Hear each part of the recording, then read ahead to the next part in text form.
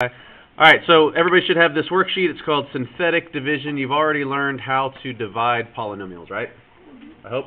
Alright, so what we're going to be doing is sometimes there are methods that are a little bit more convenient, more efficient to divide polynomials. This synthetic division is another way to do it. And when you're doing these, I don't know, has anybody ever done synthetic division? A couple people? Okay. So synthetic division is a special type. It's very algorithmic, meaning it's lots of I don't know, computations that you're doing. So what we're going to do is we're going to kind of decode things, and then we're going to re-encode them. All right. Synthetic division only works if you're dividing with a linear factor. How do I know if something's a linear factor? It's got a degree of 1, and it's the divisor that's a linear factor.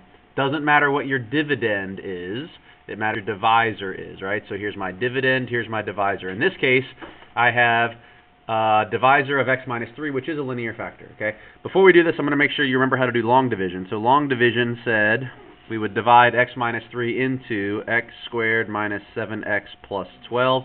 Remember, you need any placeholders for zeros, right? And that's the same is true also for synthetic division. If you have a missing degree, you need to put that placeholder of 0 in there. Okay. Long division, you only care about the leading term into the leading term. So x goes into x squared x times.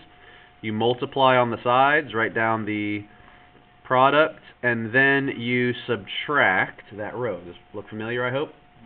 If you do it right, these would cancel out. You'd do negative 7 minus negative 3 to get negative 4x. You'd bring down whatever's left over, and you would start the process all over again. X into negative 4x goes negative 4 times. You multiply, you subtract the row, and we get 0 left over. This now is what's called a remainder. What happens if you get a remainder of 0? What should you know?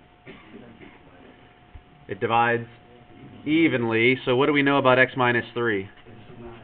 Alright, so x minus 3 is a factor of x squared minus 7x plus 12, just FYI, because we had a remainder of 0. Make sense? This right here is called our quotient.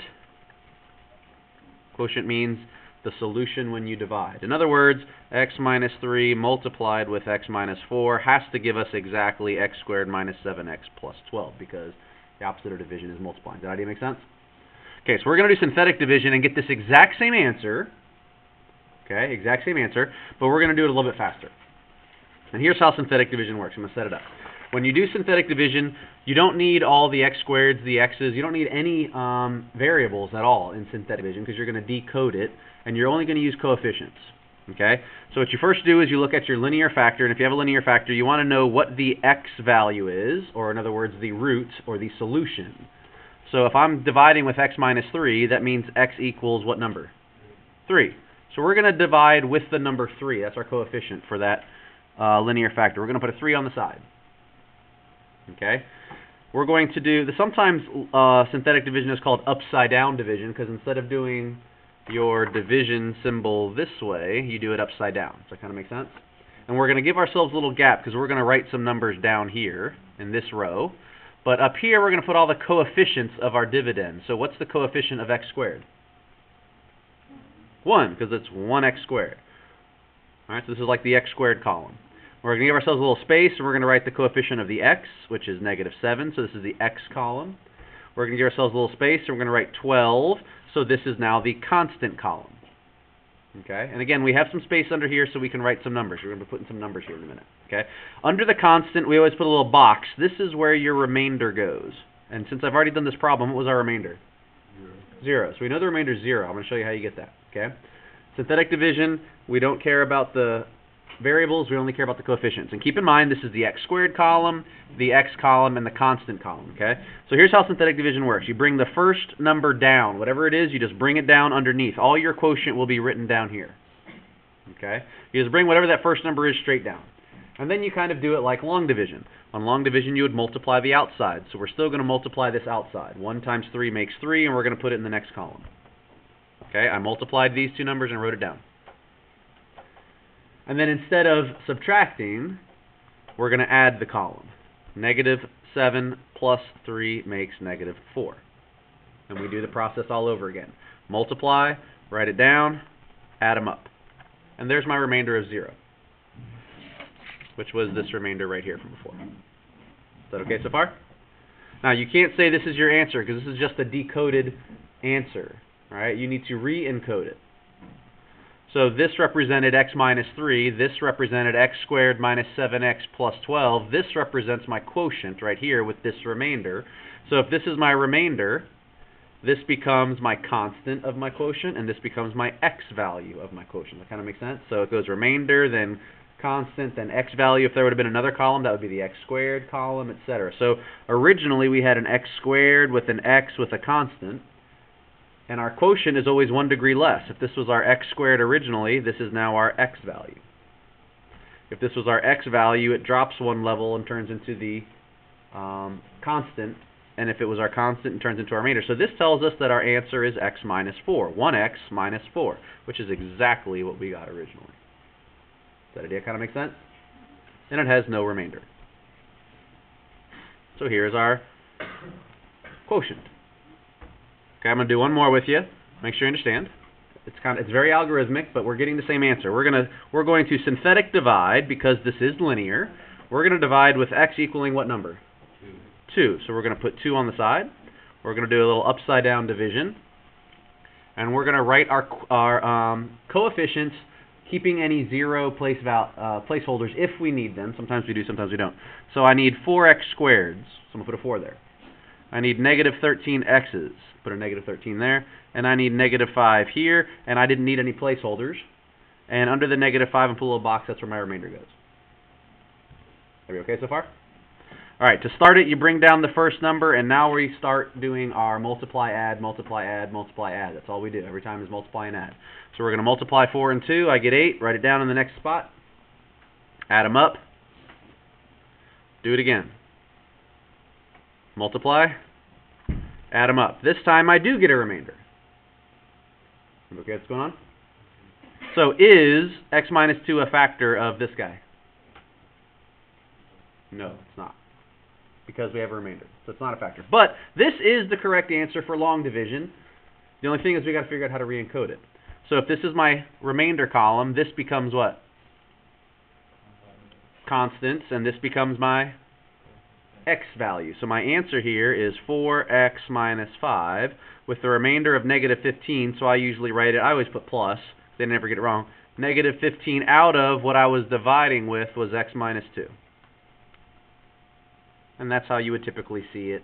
Sometimes you'll see r, negative 15. That's sometimes right too. I want you to start writing it this way because we were dividing it with a divisor, and I want you to get in the habit of writing that. Does that idea so far make sense? All right, at this point I want you to get your calculators. If you don't have a calculator, at least watch mine. All right, because I'm going to show you something new. We've heard of what's called a factor. We know something's a factor if we have a remainder of 0. Okay, that's actually called the factor theorem. Okay, a factor theorem is when you get a remainder of 0, then the divisor is a factor of the dividend. So you need to have a couple of new terminologies. One's called the factor theorem. Okay, the other one is what's called a remainder theorem. And the remainder theorem probably talks about what? The remainder. So I'm going to show you what the remainder theorem says. What was our remainder for this problem?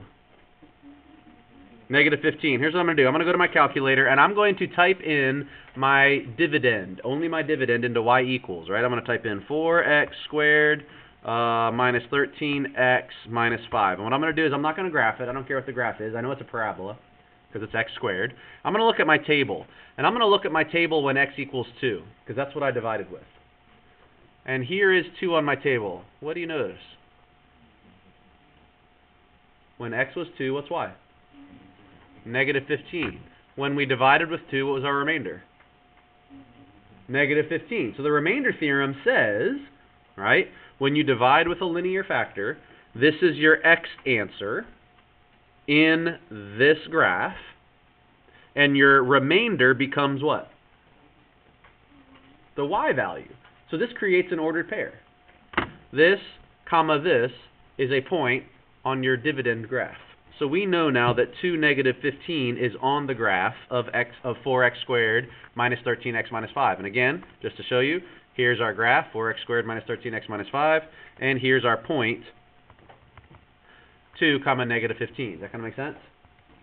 So the remainder theorem and the factor theorem actually go hand in hand. The factor theorem is a specific remainder. What specific remainder are we talking about?